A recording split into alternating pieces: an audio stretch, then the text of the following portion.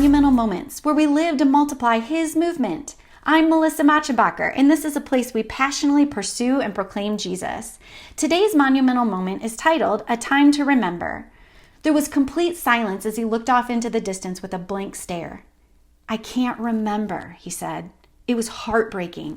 Looking back now, I can see the first signs of Alzheimer's that were setting in with my father-in-law years ago. It's devastating to watch a loved one struggle with such a horrible disease. He used to be sharp as a tack, talking us through his precious memories, ones like being voted Mr. Physique his senior year of high school, or what it was like growing up in the old stone house across from the lake with his 8 sisters. He would often smile as he proudly talked about working at General Motors Proving Grounds in Michigan for over 30 years and sharing his deer hunting stories from Ohio as he went south every single year with friends and family, always being gone over his birthday with the passion and love of hunting. In more recent years, the memories have revolved around precious grandchildren, and he has a favorite, and he's not ashamed to admit it, even though we have tried gently to coach him otherwise. Jeff's a simple man. He never needed anything shiny, other than maybe his General Motors car that he got new every 5 years or so to help support his employer and the service that he dedicated his life to. At age 84, he still lives in the same town that he was born in. He always loved a good card game and pulling out the photo albums to share with everyone that came to his house. He loved his photos, and he still does today. The albums are loaded with memories. They still help to trigger his remember when stories. Now he tries his best to share them with the nursing staff that visit every few days. No matter what season of life that we're in, we all need a good daily reminder to remember God and His faithfulness in our lives. Joshua did that for the people of Israel. Let's allow Joshua to remind us today as well. Joshua 24, 1 through 18 says, Joshua gathered all the tribes of Israel to Shechem and summoned the elders, the heads, the judges, and the officers of Israel. And they presented themselves before God. And Joshua said to all the people, Thus says the Lord, the God of Israel, Long ago, your fathers lived beyond the Euphrates. Terah, the father of Abraham and of Nahor, they served other gods. Then I took your father Abraham from beyond the river, and I led him through the land of Canaan, and I made his offspring many. I gave him Isaac, and to Isaac I gave Jacob and Esau. And I gave Esau the hill country of Seir to possess, but Jacob and his children went down to Egypt.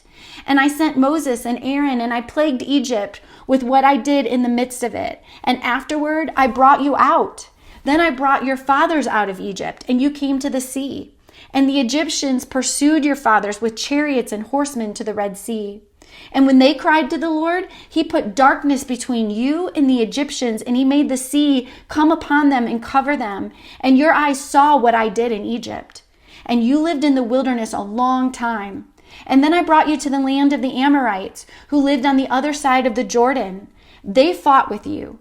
I gave them into your hand, and you took possession of their land. And I destroyed them before you. Then Balak, the son of Zippor, king of Moab, arose and fought against Israel. And he sent and invited Balaam, the son of Beor, to curse you. But I would not listen to Balaam. Indeed, he blessed you. So I delivered you out of his hand, and you went over the Jordan and came to Jericho. And the leaders of Jericho fought against you.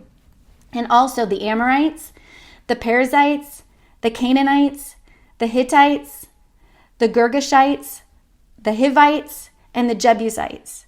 And I gave them into your hand. And I sent the hornet before you, which drove them out before you, the 2 kings of the Amorites. It was not by your sword or by your bow.